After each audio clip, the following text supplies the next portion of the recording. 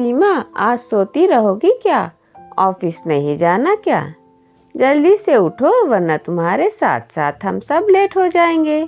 सीमा का पति रोहित उसे उठाते हुए बोला। रोहित, आज मेरी तबीयत ठीक नहीं, बहुत कमजोरी महसूस हो रही है और घुटनों में तो बहुत दर्द हो रहा है।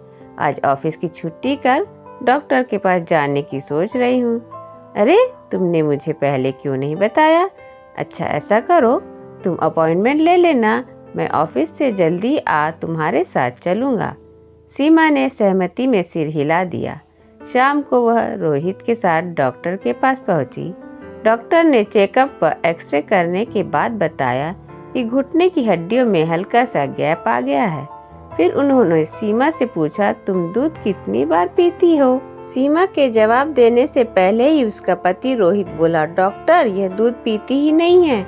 तुम इतनी पढ़ी लिखी होकर अपने खाने पीने में इतनी लापरवाही कैसे कर सकती हो? तुम्हें तो पता ही है ना, दूध शरीर के लिए कितना जरूरी है। कैल्शियम की कमी के कारण हड्डियां कमजोर होना शुरू हो गई है, इसलिए तुम्हें कमजोरी महसूस होती है। तुम खुद दूध नहीं पियोगी तो अपने बच्चों से क्या उम्मीद करोगी? दवाइयों से ज़्यादा खान पान सही रखना जरूरी है और मैं उम्मीद करती हूँ आगे से तुम इस बात का ध्यान रखोगी। डॉक्टर को हाँ कह सीमा और उसके पति बाहर आ गए। गाड़ी में बैठते ही रोहित बोला, सीमा, तुम सबके खाने पीने का इतना ध्यान रखती हो, फिर अपना क्यों नहीं? और मुझे समझ नहीं आता तुम दूध क्यों नहीं पीती? ऐसे तो बच्चे करते हैं यार, कुछ तो अपनी सेहत का ध्यान रखो। तुम्हें पता है ना, तुम्हारे बीमार होते ही घर कैसे अस्त व्यस्त हो जाता है। सीमा कुछ नहीं बोली और आंखें बंद करके सिर पीछे कर आराम से बैठ गई। सीमा के सामने पुरानी यादें चलचित्र के समान घूम गई। दो भाइयों में बड़ी सीमा सबकी लाडली थी, पापा की तो खासकर। सब्जियों से उसे जितनी चिढ़ थी, दूध से उसे उतना ही लगाव। जैसे ही उसकी मम्मी रसोई में दूध गर्म करने के लिए रखती, सीमा उसकी महक सूंघती हुई तुरंत रसोई में आ जाती और जिद करती, मम्मी जल्दी से दूध डालो, मुझे पीना है। घर में सब उसकी हंसी उड़ाते कि यह तो पूरी बिल्ली है, जहाँ दूध की खुशबू आई वहीं भागी चली आती है। रोटी को भी वह दूध से ही खाना पसंद करती थी। पापा भी सुबह शाम अपने हाथों से अपनी लाडली को दूध पिलाकर खूब खुश होते। बड़े होते होते भी दूध के प्रति उसका मोह कम नहीं हुआ। अपनी पढ़ाई पूरी करते करते सीमा की नौकरी भी लग गई और जल्दी ही एक बहुत अच्छा रिश्ता उन्हें मिल गया, तो घर वालों ने तुरंत सीमा की शादी कर दी।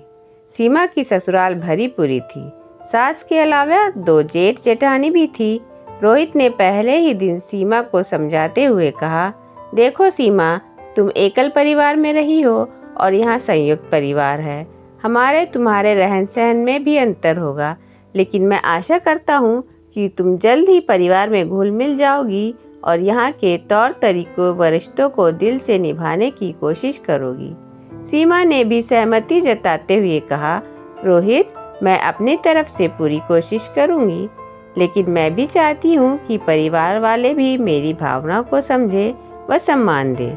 सबसे बड़ी बात, आप हमेशा मुझे समझने की कोशिश करोगी। शादी के 2-4 दिन तो जेठानियों ने उसे काम नहीं करने दिया। धीरे धीरे सीमा भी घर गृहस्थी के कामों में दिलचस्पी लेने लगी। रात के समय उसने 2 गिलासों में दूध डाला तो उसकी जेठानी ने पूछा, सीमा, यह 2 गिलास किसके लिए? दीदी, एक मेरा और एक आपके देवर का। धीरे बोल, मम्मी ने सुन लिया तो तुम्हारी खैर नहीं। क्यों दीदी, ऐसा मैंने क्या कह दिया? अरे, इस घर में दूध सिर्फ मर्दों के लिए है, हमारे लिए नहीं। पर ऐसा क्यों? मम्मी कहती है आदमी घर बाहर के 100 काम करता है तो उनको इसकी ज़रूरत है, औरतों को नहीं। यह क्या बात हुई? हम क्या कम काम करते? घर में भी तो इतने काम होते हैं। और वह हंसते हुए बोली, मैं तो बाहर का भी करती हूँ। और दीदी, तुम्हें पता है मैं बिना दूध पिए तो रह ही नहीं सकती। मुझे रोटी न मिले लेकिन दूध की मैं दीवानी हूँ। अच्छा, तुम्हें पसंद है तो तुम चुपचाप मम्मी जी की नज़र से बचाकर पिया करो, पर उनको भनक नहीं लगनी चाहिए। हमारा भी जब मन करता है हम चुपचाप अपने कमरे में ले जाकर खा पी लेते हैं। यह तो गलत है दीदी, अपने घर में खाने को इस तरह चोरी, हम कोई बच्चे थोड़ी ही है। और बच्चे भी इसको देखेंगे तो उन पर गलत ही असर पड़ेगा। मैं मम्मी से बात करूँगी। तू रहने दे सीमा, क्यों बात का बतंगड़ बनाने पर तुली है? तुझे मम्मी का स्वभाव नहीं पता? घर में कोहराम मच जाएगा। कुछ नहीं होगा, मैं उनसे प्यार से बात करूँगी, वह मेरी बात ज़रूर समझ जाएगी। अगले दिन सीमा ने सुबह चाय देते हुए अपनी सास से कहा, मम्मी आप चाय क्यों पीते हो? आपको तो घुटने में दर्द है और आपके लिए तो दूध बहुत ज़रूरी है। उसकी सास बोली, मुझे कौन सा खेत में हल चलाना है जो मैं दूध पीऊँ? हमारे घर में दूध सिर्फ आदमी पीते हैं। मम्मी काम तो औरतें भी कम नहीं करती, तो फिर यह भेदभाव क्यों? उसकी बात सुनते ही उसकी सास भड़कते हुए बोली, कैसी बातें कर रही हो तुम? तुम्हें रोहित ने इस घर की कायदे कानून नहीं समझाए क्या? मम्मी जी, मैंने तो कोई गलत बात नहीं की जो आप इतना गुस्सा हो रही हो। उसकी सास बिना कुछ बोले गुस्से में उठकर चली गई।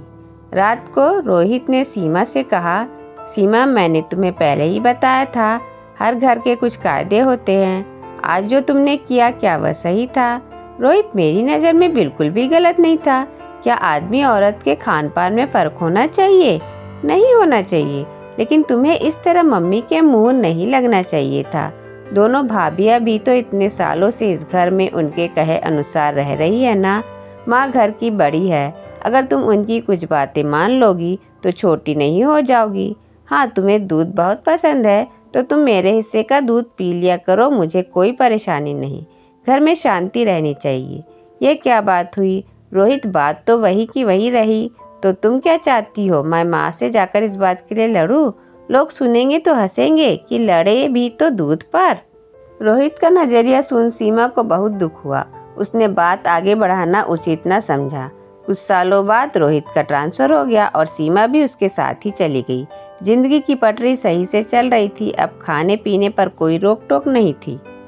रोहित तो शायद उन पिछली बातों को मामूली समझ कब का भूल चुका था, लेकिन सीमा चाहकर भी उन कड़वी यादों को भुला नहीं पा रही थी।